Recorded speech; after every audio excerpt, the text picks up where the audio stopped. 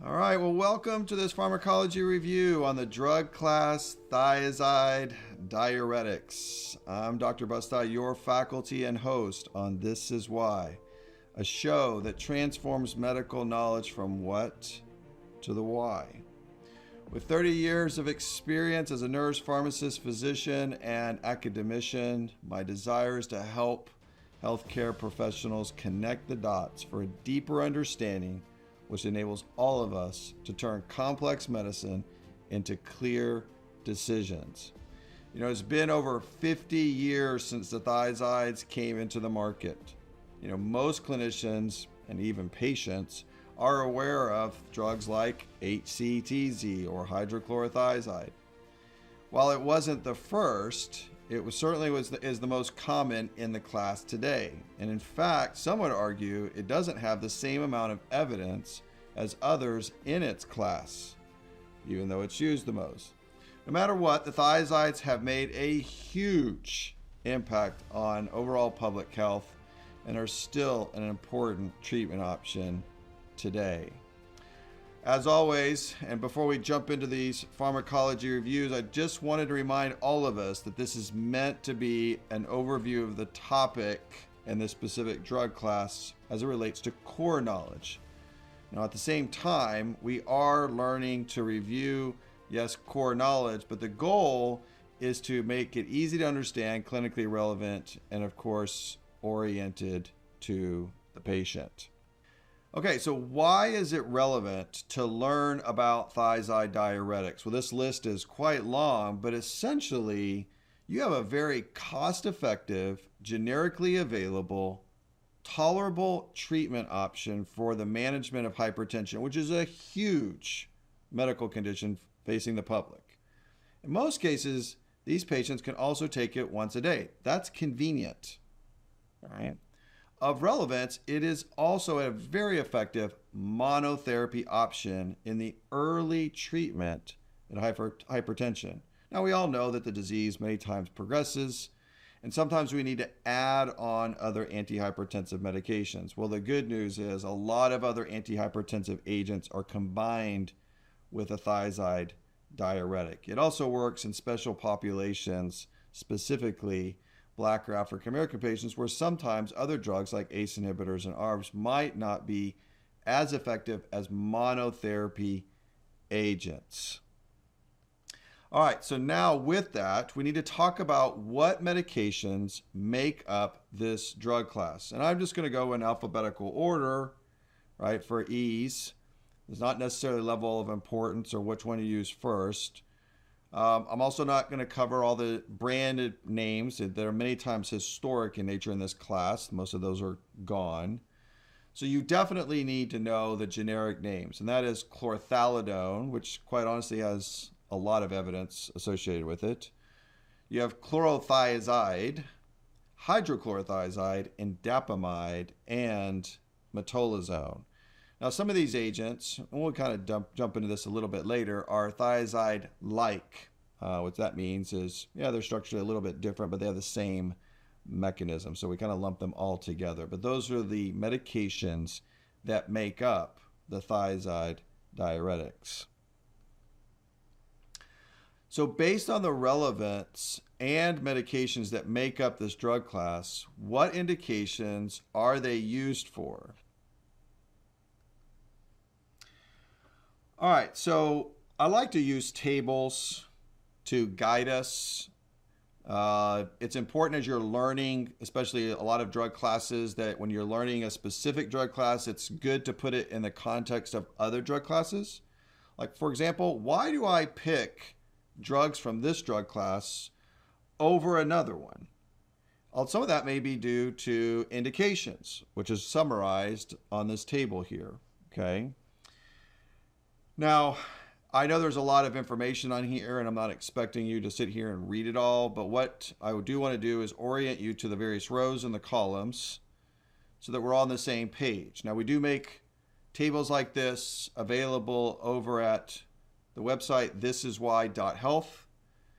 For those of you that have, a free membership or an account, we make those available. So check that part out. Okay, so over on the far left, you see that we have the drug classes, and obviously the one that's highlighted here is the thiazide and thiazide-like agents. Okay, and then next to it is, or below that, are the loop diuretics. Then we have the mineralocorticoid receptor antagonists. While they have some diuretic effect, we really don't think of those as causing a lot of diuresis. We have potassium-sparing diuretics, and then carbonic anhydrase, and then eventually osmotic diuretics. So our attention is on this top one up here, the thiazide diuretics. If you then move over, you see that the various indications are a number of different things, right? So we have ascites, we have edema, epilepsy. Okay, that is primarily influenced by acid-base changes with the carbonic anhydrase inhibitors. Heart failure, CKD, specifically in patients with type 2 diabetes, hypertension, intracranial pressure reduction, intraocular reduction, so patients with acute glaucoma that we would need to get under control to avoid them going blind. Mountain sickness, okay, or high altitude sickness. This, again, the carbonic anhydrase inhibitors tend to work really well there. And then lastly is primary hyperaldosteronism, which is one of the causes of secondary hypertension. So in most cases, when we talk about the management of patients with hypertension, we're talking about primary hypertension. Okay, they have just that, arterial sclerosis. It's just losing compliance, rigid. We need to relax that, reduce the perivascular edema to make the vessel more compliant. Secondary hypertension, like from primary aldosteronism, is going to be very helpful to be targeted by the mineralocorticoid receptor antagonists like finerenone, spironolactone, eplerenone, those kind of agents. So you can see the distribution of why we might go to one agent over another based on indication. Now, some of these are also related to common uses. They may not always be FDA approved. We know that happens in clinical practice. So for the thiazide diuretics, clearly edema. Now, we're talking kind of mild to moderate cases of like lower extremity edema, not patients with pulmonary edema, significant fluid overload from a heart, resulting in a heart failure exacerbation. These are not going to be your first line or main diuretics. You sometimes will add them on to loop diuretics on occasion in the inpatient setting. But most cases, you're not really going to rely on it for significant fluid volume overload. That would be kind of things like your loop diuretics. And then where it's most commonly going to be used is in the management of hypertension. And so that's where you see the distribution of these agents. You don't really see them being used in other areas like some of the other drugs. All right. So the next thing that we need to discuss in their mechanism is the mechanism of action. And this is where that descriptive or explicit knowledge that we gain, especially early on or when we're reviewing something, starts to make sense of the why. Remember, we're trying to convert the what to the why. And the why is where we have developed our tacit knowledge, and that's that really deeper level of understanding where we can apply the information appropriately to the patients. So that if you don't understand the mechanism, then everything else following that doesn't fully make sense. So let's jump into explaining how do these medications, their indications, connect with the mechanism of action. Okay, so now in order to make sense of the mechanism of action, we need to, in this case, and specifically with this drug class, consider some of the anatomical factors that may impact the drug's delivery to the site of action. I don't care what a drug does in a lab, I care what it does in a patient. And so when you administer it IV or by mouth, it has to go somewhere. And in this case, we need to get it to the kidneys, okay? That means one of the ways we get there is by perfusion. So I like to stop for just a quick second and orient to the basic anatomy, especially in the context of blood flow, because it's an essential component to the way the drug works, getting it to its site of action, but also the degree of efficacy that we see and the variations that sometimes come when that blood flow is being altered by some other problem, like heart failure. Now, Bro, who's one of my old residents, just kidding. Bro, we like Bro. He hangs out with us. He's got glasses. But, you know, we like to use him and take his body parts to teach these points. All right, guys, just kidding. Having a little fun here. The kidneys and the bladder and the ureters anatomically sit in this area. And it's important because this is also where patients exhibit symptoms when they're having problems with their kidneys. The back, that CVA or flank tenderness becomes very real, right?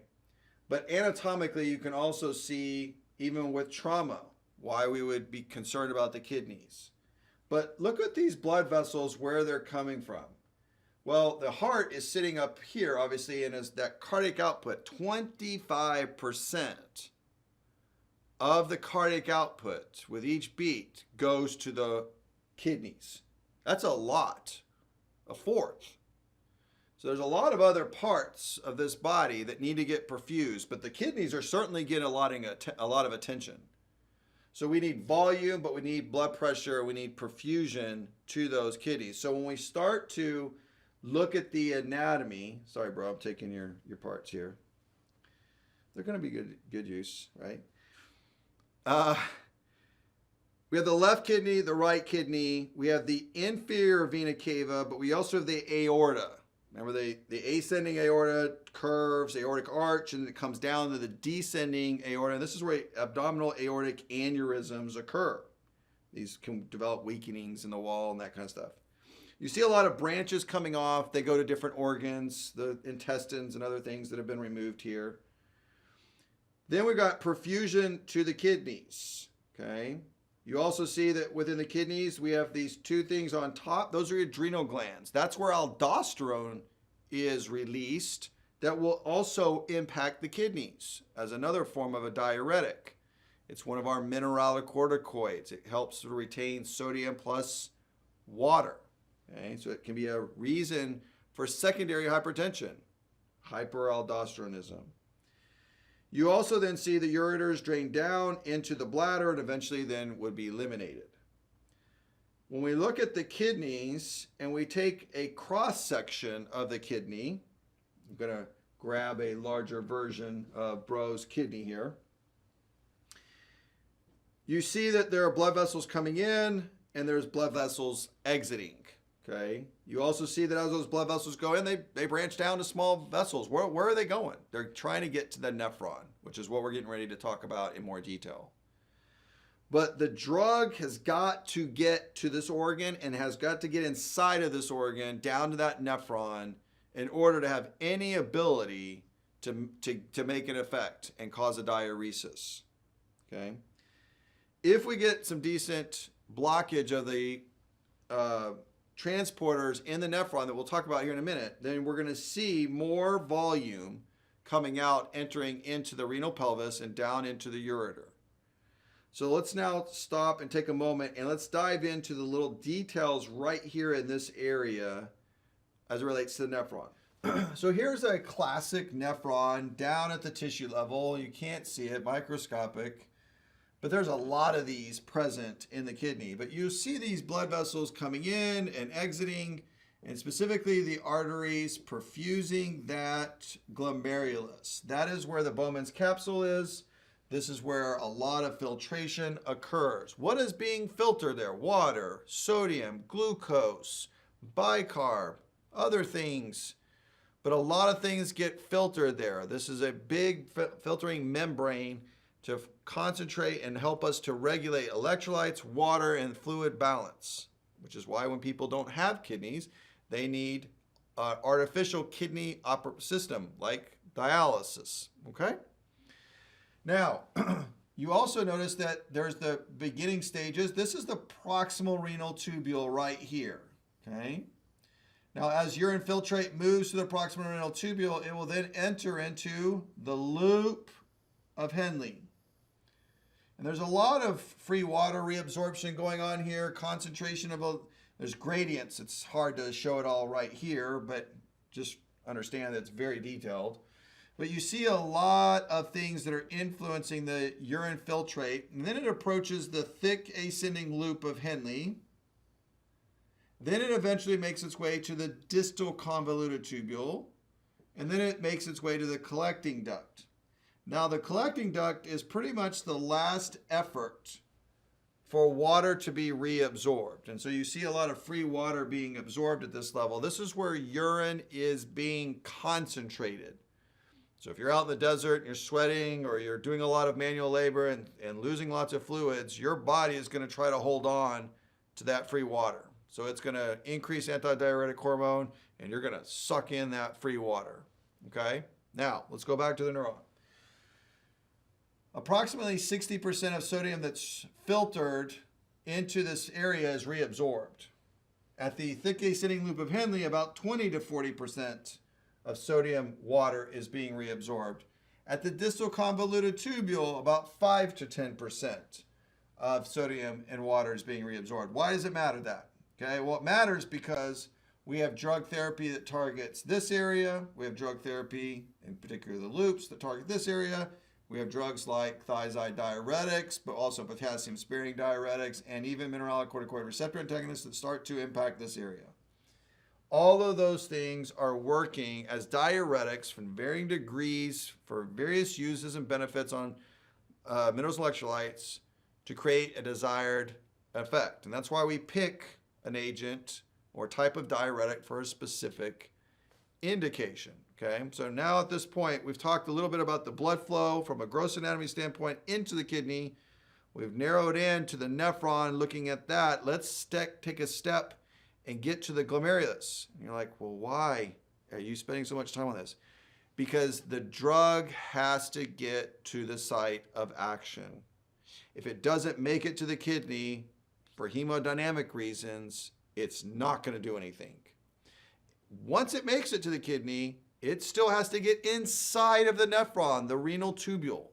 So it has to get moved across cell membranes and put inside of this tubule system. It works on the tubular side, or what is called the apical membrane side of the lumen. Without it getting there, it's not going to work. I don't care what it does in a lab. I care what it does in a real patient. And these things influence, the normal anatomy and physiology influence the way this drug is going to work. It also impacts the way you dose it. It impacts the way we use the drug. Sometimes we give doses intermittently. Sometimes we put them on a continuous drip, IV, for a reason. Those are all the reasons for doing that. The why goes back to understanding this. So if you can understand why this stuff matters, then those things make sense. All right, now let's dive into the glomerulus. So here we are, again, we're zoomed in this very small area of the kidney, specifically looking at the nephron, and we're right here where that renal afferent arteriole is coming in. So remember, 25% of our cardiac output in normal situations, under normal conditions, is roughly going to the kidneys. That means that the kidneys are important for a reason. So we have blood vessels coming in to the glomerulus. Those are called renal afferent arterioles under the influence of a number of chemical mediators that are endogenously made. Things like the sympathetic nervous system, angiotensin II, prostaglandins, bradykinin, nitric oxide. All those things influence the diameter or the level of constriction that regulate blood flow coming into the glomerulus that then impact the overall glomerular filtration pressures generated. Why does that matter? Because pressure is going to push things into the Bowman's capsular space. This is where the earliest stages of urine filtrate are made. This is also where things like sodium, water, glucose, bicarb, like I said before, get put in here. So they dump into this area. Now the drugs, like loop diuretics, are not put in there like that.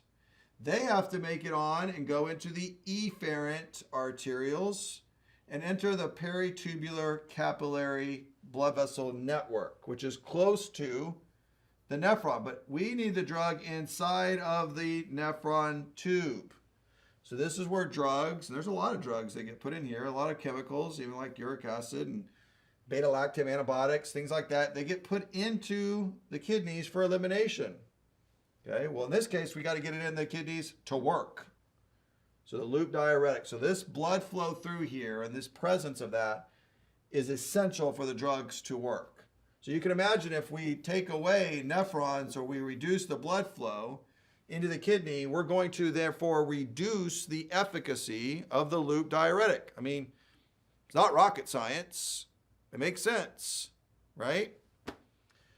So let's now move into the proximal renal tubule and see what's going on about getting that drug in the space.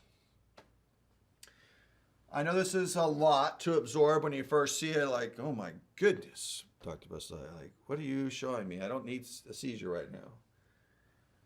There is a lot going on in the proximal renal tubule.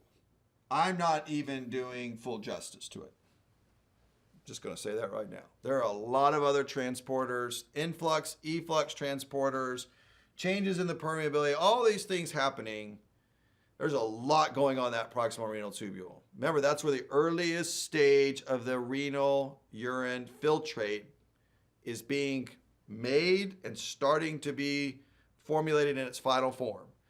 So very early on, sodium is important, which is, remember, part of the filtrate. Water is very important for a number of reasons, okay?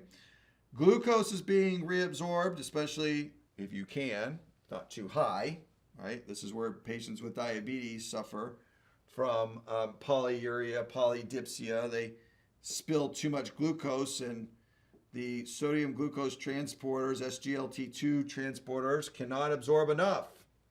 Right? Typically, when you get over 180 milligrams per deciliter, they just can't do it, so it just spills out.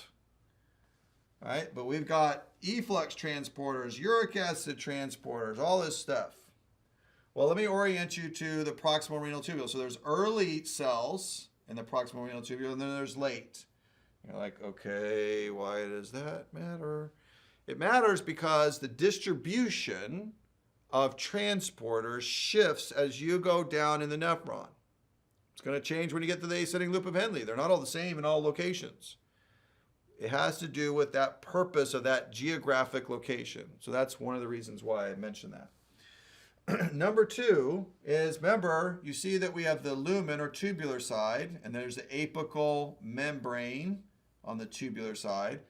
Then there's the interstitial space, or where the blood vessels, that peritubular capillary network system, is on the basolateral side, if you will. So remember that the loop diuretic is coming in from the efferent arteriole, and here it is. Well, it's got to get over here. Well, it does that through these transporters that are influx and efflux cell membrane transporters that move things across cell membranes that can't just diffuse for charge reasons, size, whatever, right? It's complex. And again, like I said, I'm not covering all of it. I'm just giving you a snapshot of some of the key points. That's it for this purpose of this lecture. But you've got to get the drug in through the cell and into the renal tubule as part of the ultimate renal filtrate. Now remember, this is the proximal renal tubule. So now we need to head into the loop of Henle. But before we do that, I want you to recognize that uric acid is also over here.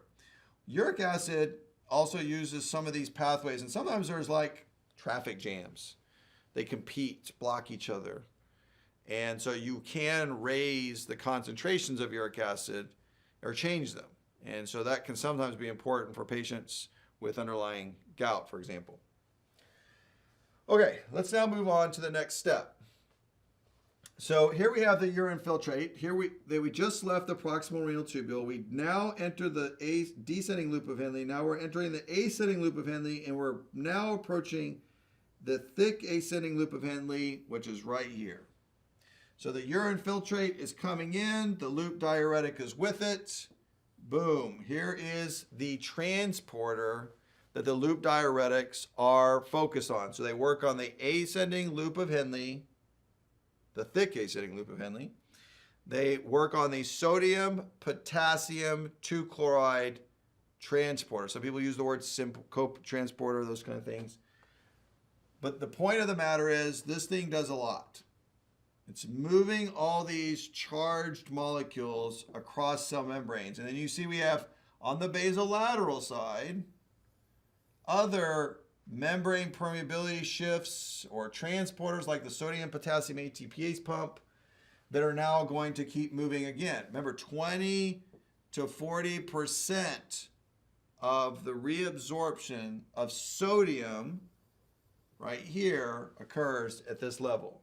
So if we block this, then we theoretically can block up to 20 to 40% of sodium reabsorption. Well, what follows sodium? Water. So now that sodium stays in the tubule and the urine filtrate and is going to now make its way up towards the distal convoluted tubule. We'll talk about that in a second. Now, you see that there's also the ability to block reabsorption of potassium. Well, this is why you can lose potassium. You can also block chloride. This is where sometimes acid-base disturbances eventually come with too much use. You can certainly lose sodium and develop some degree of hyponatremia.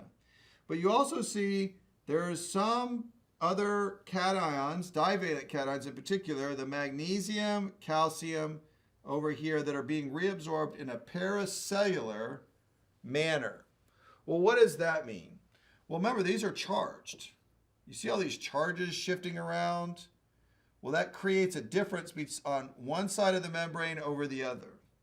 And part of the system wants to do is keep things somewhat degree in balance. And so when you change the positives, the negatives do something different and vice versa. So when you give patients a loop diuretic and you block this, you also block some of the paracellular reabsorption of magnesium and calcium. And so why does that matter? Why do you need to know that? Well, there are additional electrolytes, by the way. Sodium, potassium, calcium, magnesium, all play very critical roles into cardiac function, including intervals on an EKG. If you decrease all of those electrolytes, you can prolong and start to widen the QRS and prolong the QT interval and set these patients up for torsades. So if you remember, like the treatment of torsades is magnesium. So any of those electrolytes in low concentrations can prolong the QT interval and increase the risk of life-threatening dysrhythmias. So that's why it matters. But it also matters for another why. When you start to lose that potassium and you're losing magnesium, you create a bad pattern. You need magnesium at the cellular level to regulate the intracellular concentrations, and i.e. total body potassium levels. You need that magnesium to do that. So without the magnesium, you cannot fix and regulate the total body potassium concentrations inside and outside of the cells. That's very relevant. Why? Because if you just check the potassium and you see, oh, the patient's on a loop diuretic, their potassium is going low because I'm making them urinate it out, I'll just give them more potassium, and you don't bother checking the magnesium, you will not find that you'll have a very hard time correcting the hypokalemia. In order to fix the potassium losses, you have to first fix magnesium losses if they're present. Well, the problem with magnesium is it's not part of a basic metabolic profile. It's not part of a comprehensive metabolic profile. You have to order it separately, and most people don't do it. I can't tell you how many people I find, and I practice in the emergency department, who come in and have hypokalemia, and I check it. They're always seem to be deficient in magnesium. So it's very relevant for you to do that, not only for cardiac-related issues, but it's good. You need magnesium in other places of your body.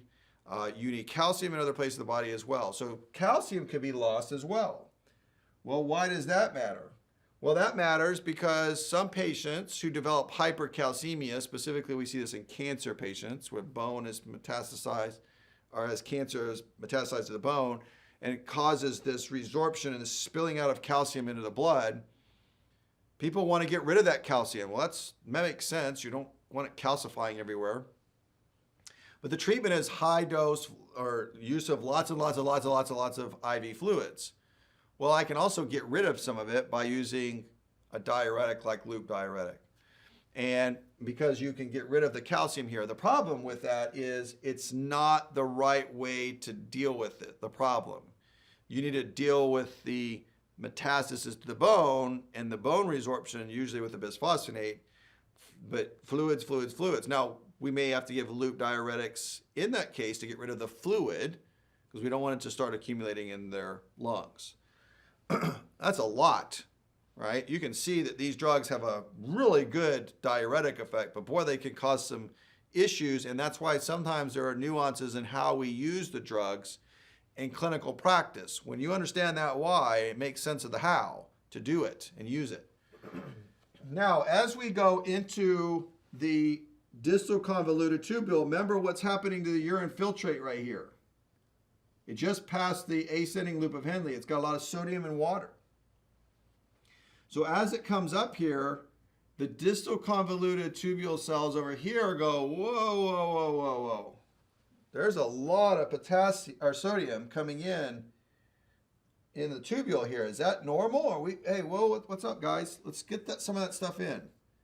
Well, remember, the normal is that, that 5 to 10%. So this is not a big location for a lot of sodium reabsorption. Remember, you're just trying to fix the final urine filtrate before it enters the collecting duct. So that's why thiazides tend to have a more mild diuretic effect compared to the loops. They're blocking that sodium chloride, not potassium, sodium chloride symporter or co-transporter. There's no potassium here. Now you can still lose potassium. That has more to do with shifts over here on this side. And then also distal, there's another effect I'll show you here. We turn the corner.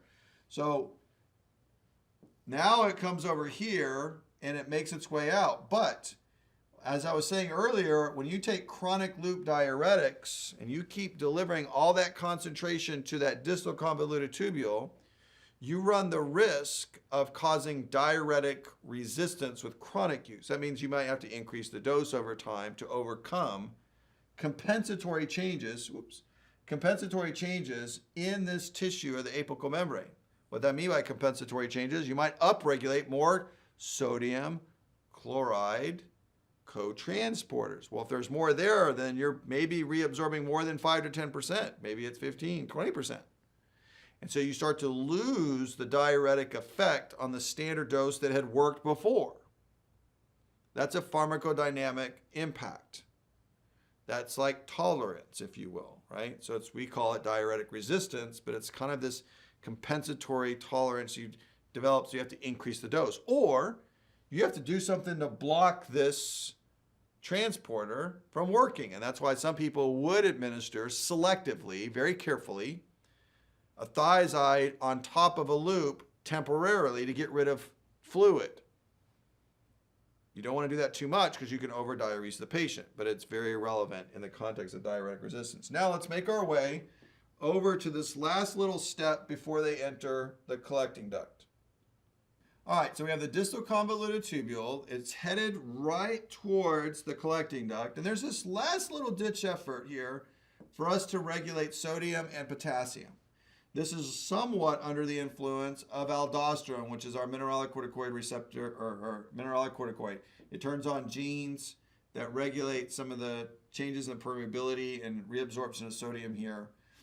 This is also where free water is starting to be reabsorbed and concentrating the urine, especially if we're needing to hold on to it. So these are your last ditch efforts before you enter into the collecting duct, where mainly it's just urine filtrate concentration that is occurring. So loop diuretics, you're going to see a lot more sodium and water being delivered. That means it'll make its way into the ureter.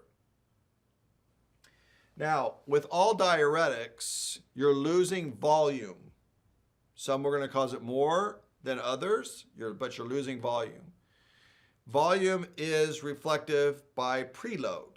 That's one of the hemodynamic parameters that regulates our blood pressure.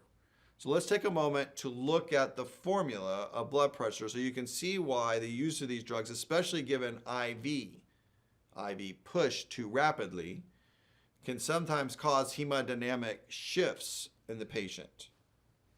All right, so blood pressure up here equals the cardiac output times the systemic vascular resistance, or sometimes we refer to that as peripheral vascular resistance. It's the same thing.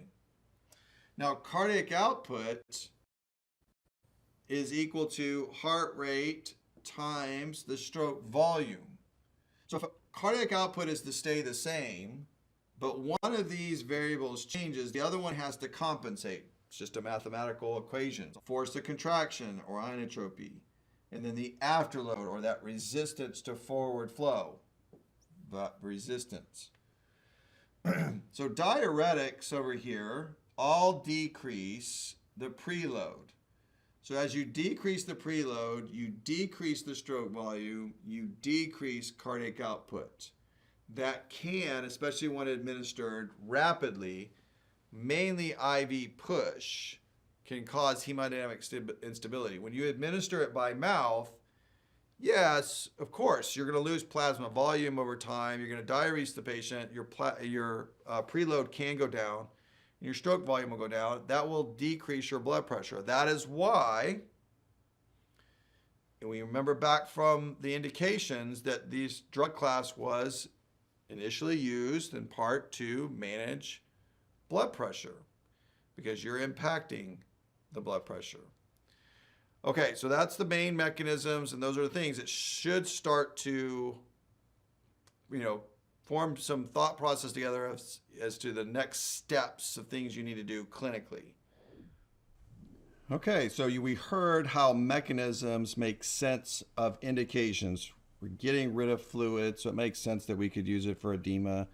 You saw how it applies to hypertension, and you heard me say multiple times, we've got to get that drug delivered to its site of action. There's a number of things that help us get there. Sometimes it's also on how you administer the medication. So that's where we need to understand some of the pharmacokinetic, pharmacodynamic characteristics that impact and the way we use medications, and specifically these thiazide diuretics. So let's jump into that. Okay, so you can see that we have a table here that summarizes the pharmacokinetic and dosing considerations. The top portion represents some of the pharmacokinetic parameters that are applicable, and the bottom portion represents the common dosing considerations that are reflective in part on the pharmacokinetic profile, of course. And then as you move across the columns, you can see that there's the individual agents. I didn't put them in a specific order for any reason other than HCTZ is listed first, primarily only because it is many times the reference agent, even though chlorthalidone probably has more evidence to support its use. And then we have agents that are more thiazide-like. Again, all that means is that they have structures that look different than other thiazide diuretics, but have the same basic mechanism. When it comes to pharmacokinetics, let's first start on absorption. That's also known or referred to as bioavailability. Overall, not too bad of drugs. The exception is chlorothalidone. You see it says here poor, and that's one of the reasons why it comes available in an IV formulation. So this may be used more in the acute care or inpatient setting for obvious reasons. We're not going to administer IV medicines as commonly in the outpatient environment. But that's one of the reasons that it's available in that dosage formulation. Moving on to the half-life, duration of action, you can see that it is got a decent duration of action, so much so with appropriate bioavailability that a lot of these agents have once-a-day dosing, and most patients get away with once-a-day dosing. There are a few situations where patients might need twice-a-day dosing, but again, from an efficacy standpoint, once a day is most common, and that was one of those primary kind of net benefits of this drug class. The next thing, when we think about metabolism, elimination, Well, there's really not much metabolism that's clinically relevant going on here.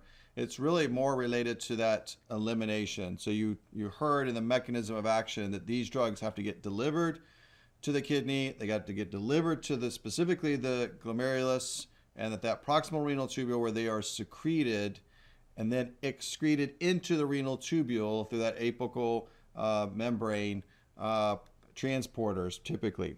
And so OATs, MRP transporters are going to be involved in moving that drug across the cell membranes in that proximal renal tubule. Remember, it has to get inside the renal tubule because it works on the tubular side or the apical membrane side of the nephron in order to exert its pharmacologic effect. Well, given that understanding that I've now said a couple times, if you think about the creatinine clearance or GFR, this is reflective of how well the kidneys are functioning, being perfused, how many nephrons are available, and they're all working.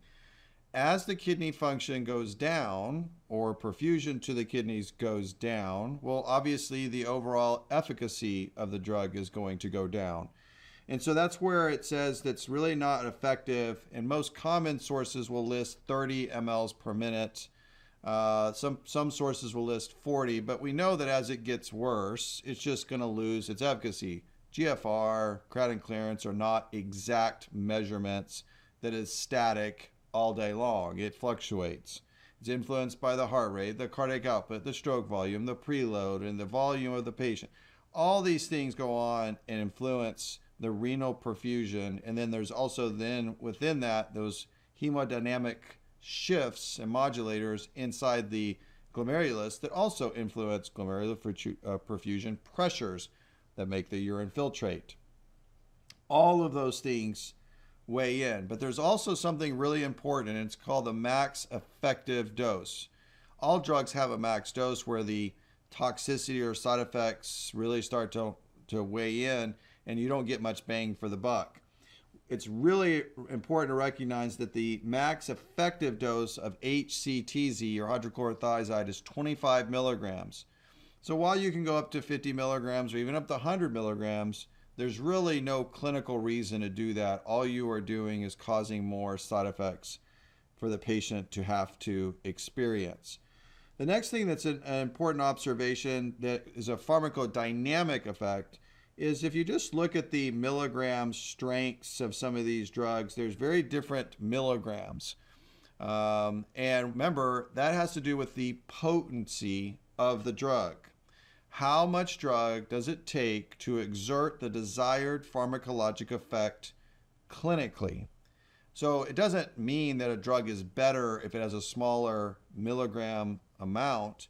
It just means it needs less. It's more potent. That means it has more clinical effect when it gets to that receptor. So potency doesn't necessarily mean better. It just determines how much drug I have to give to exert the pharmacologic effect. You may say, well, Dr. Busti, why are you spending time, talking about that? Because a lot of times patients, when they switch from one agent to another and they see a milligram difference, they don't understand that concept. And sometimes there are people who get anxious by a milligram strength in a number. A bigger number means more drug, and therefore maybe it's going to be harmful to me or something like that. And those things become important as it relates to compliance and adherence, and we just need to be sensitive that our patients may in part have that same concern. Okay, so we all know that drugs have side effects, drug interactions, monitoring parameters. Nothing in healthcare or medicine is perfect. We know that. That's true also for the thiazide diuretics. But it's important to recognize what are the most common side effects or adverse drug events associated with this class. And I would hope that at this point, based on understanding the mechanisms and things that I've already alluded to, that you would see that fluid and electrolyte changes are going to be the most likely predicted side effect profile that could happen, right? Electrolytes predominantly being sodium. We heard a little bit about calcium. We heard about water. And this can be really specifically problematic in patients who are older, so the geriatric patient population. Again, just like with indications and other things, it's good to see the side effects in the context of, kind of other drugs. So let's look at that. All right, so this table looks at the electrolyte shifts that occur amongst the various diuretics. So the first class that's listed is the thiazide diuretics. The second one that you see over here on the left are the loop diuretics. Then we have the aldosterone antagonists, which are also known as the mineralocorticoid receptor antagonists, potassium sparing agents, and then our carbonic anhydrase inhibitors. Then you can see the degree or the amount of diuresis that you can obtain from those diuretics. They're not all equal. So drugs like loop diuretics that block 20 to 40% of sodium reabsorption are going to have a greater diuretic effect than the thiazides. But thiazides have a decent amount, and you get a subtle. Patients are going to start to urinate more. The frequency of urination is going to go up. Well, what do you think that's going to be? That's a monitoring parameter. It's also a counseling point. All right, this can be very annoying, especially the time of day at which they take it. What about patients who are a higher risk for falls or who can't get to the bathroom quick enough? That starts to play into the decisions and how we counsel and how we use and apply the drug in a special patient population. Then what you see moving over are the electrolytes and then a couple other things like uric acid and glucose. Well, with the electrolytes, you can see again sodium here as 2 arrows. And you'd be like, wait a minute, Dr. Busti, you just told me that loop diuretics block 20 to 40% of sodium and water reabsorption in the thick ascending loop of Henle, but thiazides block 5 to 10% of sodium water reabsorption. So why would thiazide diuretics cause or more loss of sodium? Remember the site in the nephron. Remember, the nephron has different functions at different locations. Once you surpass that distal convoluted tubule and you have sodium in that urine filtrate, it's headed toward the collecting duct. Very little opportunity to pull any sodium back in. You can pull water back in, but pulling sodium back in at that stage is going to be compromised. So you can see over time, you're going to slowly deplete the body of sodium, and that can cause a more moderate to severe hyponatremia. We see this in, the elderly or geriatric patient population. They just slowly leak out, and they eventually come in saying, I just don't feel right. They're getting dizzy. They're getting lightheaded. Always check electrolytes when that chief complaint comes in. But this class of drugs is known to do that in particular. Small degree of potassium loss, small degree of magnesium, but remember that calcium can be increased in its reabsorption that I talked about in the mechanism, and that can increase the risk of hypercalcemia. It can be potentially beneficial in patients with osteopenia or osteoporosis, but you just have to weigh that out with what their baseline calcium levels are. The next thing over here that's important to recognize is uric acid. Again, I refer to that. If you remember the proximal renal tubule, where there's that tubular movement of chemicals or in drugs and other substances. So uric acid is being moved across transporters, just like thiazides are in getting into the loop, into the tubular area. Excuse me. If you compete with the movement of uric acid across cell membranes, well, that could cause elevation. So patients with underlying hyperuricemia or gout are known to have potential risk of gout exacerbations. Lastly is glucose. Pharmacologically, if you follow these patients over time, and epidemiologic studies that have been done show that these drugs over time increase glucose levels. Not major levels, but patients do see an increase. Well, that can tip the scale if you have a patient with prediabetes or they're already close to prediabetes, like just a few more milligrams per deciliter and you bump them over it. So while it may not be significant risk for hyperglycemia, it can raise the blood sugar levels. How does it do that? There's a lot of proposed mechanisms that we don't have time to dive into right now, but it is a common enough side effect that you should consider it in the context of patients' other comorbidities. So if they are pre-diabetic or they are prone to having increased risk for diabetes, then you need to keep this in mind. You monitor it. The other thing that's important to recognize is that there is a thiazide that I didn't even list in any of these drugs and in this lecture. It's known as diazoxide, also known as proglycine. And this drug is primarily used no longer for any kind of effect for blood pressure management. It's used to treat patients temporarily with an insulinoma. That means they have a tumor that secretes insulin. Now, insulin, if you might remember, lowers glucose. But diazoxide increases glucose levels, so it blocks that insulin release, and that's one of the proposed mechanisms of thiazides, is it may modulate some of the activity of insulin release. Well, if you block insulin release, even a small degree, well, that's going to elevate the blood sugar, and that may be one of the reasons. But that's why you see it, and it's important for us to monitor and or recognize and maybe even counsel our patients on. So we know sometimes that side effects, adverse drug events can lead to contraindications, sometimes even black box warnings. Well, certainly, yes, you heard about the risk of hyponatremia, especially in our geriatric patient population. That is a side effect in an ADE that warrants your concern and monitoring, especially in that patient population. Seen it 100 times, easily. And when they come in, their sodium levels are like 110. So remember, normal is around 135, 145, and 110 is pretty low. If you took someone's sodium concentration and immediately just dropped it from 135 to 110, they would be having seizures and be completely encephalopathic and out of it. When you lose sodium in water slowly over time, that risk of CNS side effects is not as noticeable. They come in, like I said earlier, just feel tired, weak, dizzy, lightheaded. But that's an important side effect. As it relates to contraindications, this is where allergies come in.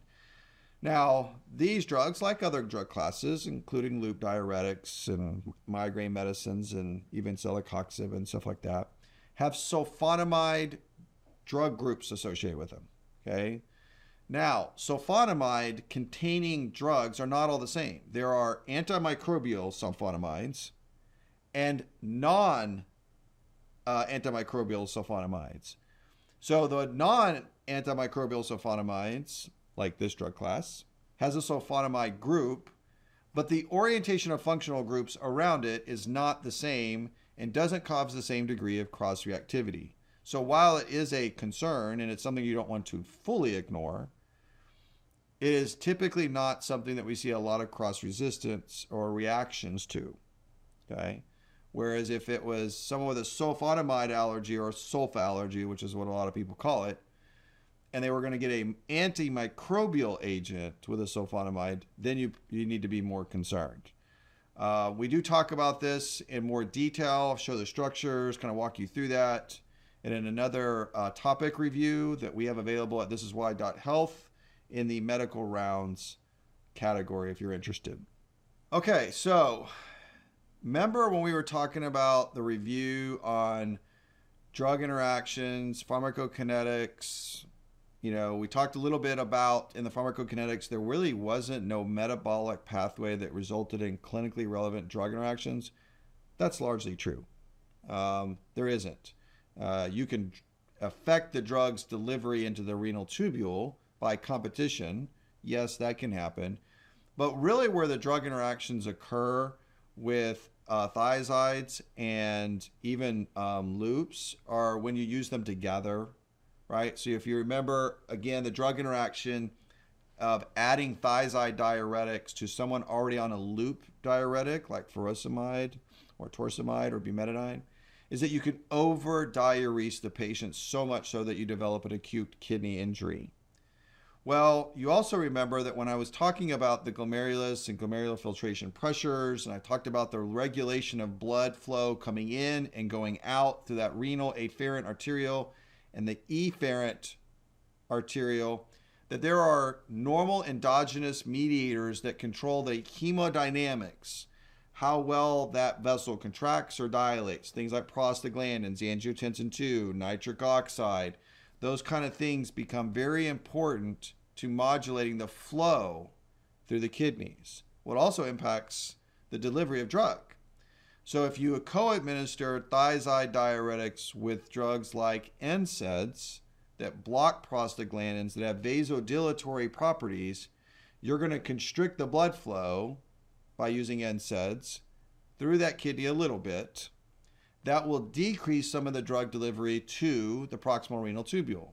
So that's a drug interaction that is more pharmacodynamically, mechanistically mediated. It's not phase 1 pathways like cytochrome P450. It's not phase 2 pathways like conjugative pathways.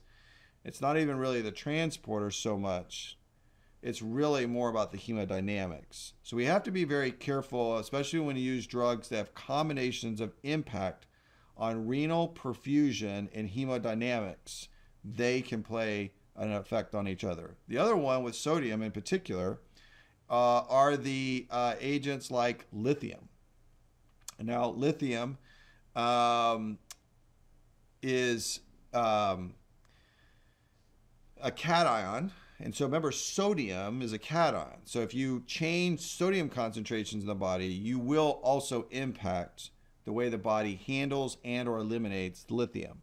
And so you just got to be real careful with some of those drugs. So we talked about NSAIDs, we talked about lithium, we talked about even ACE inhibitors and ARBs because of their effects on angiotensin 2. We talked a little bit about concomitant use or co-administration with a loop diuretic and over-diuresing the patient. Now, all of these side effects, drug interactions, all of these things, mechanisms should really be able to now allow you to predict with some degree of confidence what are some of these monitoring parameters. Well, we're treating hypertension. We talked about mechanistically, it reduces plasma volume, it reduces cardiac output, that reduces eventually the stroke volume or systemic vascular resistance, and that's going to impact our blood pressure. So are you achieving the goal and desired blood pressures that you need in this patient? Number one. Number two, think about labs. We talked about electrolytes, sodium, potassium, calcium, in particular, the GFR or creatinine clearance, which you need by getting the basic metabolic profile or comprehensive metabolic profile. That tells you whether or not this drug is going to even be an effective option for the patient. Before you even start, you should look at a GFR or creatinine clearance. Next would be the uric acid levels, because remember, there's some degree of competition. So if the patient has underlying hyperuricemia or gout, don't worsen it for them. What about glucose? Well, you get that from your basic metabolic profile. You get it also from your comprehensive metabolic profile. So in those patients that have metabolic syndrome, or they have risk for prediabetes or family history of diabetes, and they're kind of in that trajectory, we have to watch that. Plus, we also need to consider the lipids, especially in high-risk populations. Why lipids? Well, because as glucose goes up, your body is going to convert that extra glucose to a better storage form of energy, fat. And so you can see a worsening of the lipids in patients with worsening glucose. Now, if you have a patient of childbearing age, pregnancy tests may be also warranted. Pregnancy increases plasma volumes. You just heard that these drugs reduce and cause a loss of plasma volume. We need to perfuse that placenta, and we need to make sure it's adequate perfusion. While these drugs are not absolutely contraindicated, if you were to see a pregnancy and someone was on it, it probably isn't going to do something significant, but at the same time, you don't want to continue that because we don't want amniotic fluid volumes to be shifted down. We don't want decreased perfusion. Those are just increases for liability. Okay, so now that we have addressed a lot of the core information, we need to communicate certain things to our patients. Now, obviously, we cannot communicate everything I just discussed, especially at that level of detail and mechanistic information. It's not appropriate. However, we need to be able to apply some of that information appropriately to the patient sitting in front of us.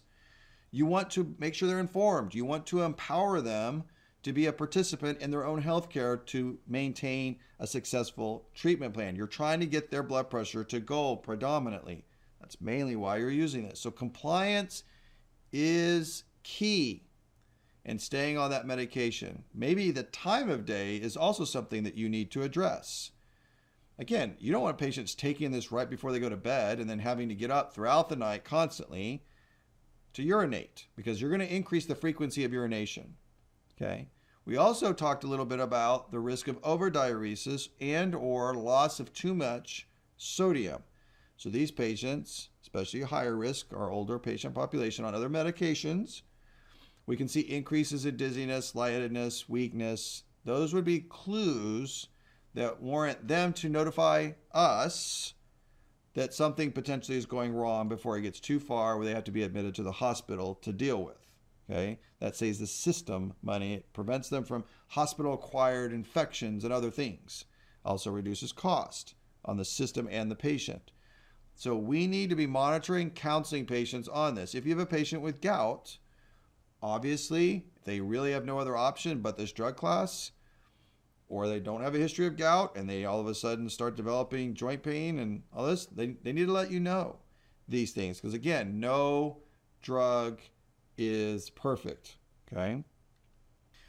All right, guys. So at this point, I know, these topic reviews and some of these, just getting caught back up if you've been in practice for a while, that's a lot to remember sometimes and to, try to retain. But remember, we're trying to learn to understand. When you get the why behind the things that we do, it makes decision making, the how, much clearer, right? So my goal in trying to do this is to make it clinically relevant, easy to understand, but also connecting those dots so that you know why you're doing what you're doing in everyday medical practice. Because it's at that point that you can apply it appropriately to the patients that you're serving. You can empower them and equip them to do it. So this is worth it. And so I just wanted to take a moment to encourage us. We have a lot of topics like this, and including other drug class reviews, but also other categories. We put those topics in playlists and collections to make studying easy or reviewing a particular topic well. Visit us at thisiswhy.health. We do offer an account there. There's free signups so you can get some downloads, including like tables and some of the study tips and tools that we cover in these lectures if you find those helpful, or maybe you're a preceptor or a faculty and you need some tools or resources to use in your classes or for bedside teaching. Please use it. That's what it's there for, to help everybody out. So follow us on YouTube and also visit us at thisiswhy.health.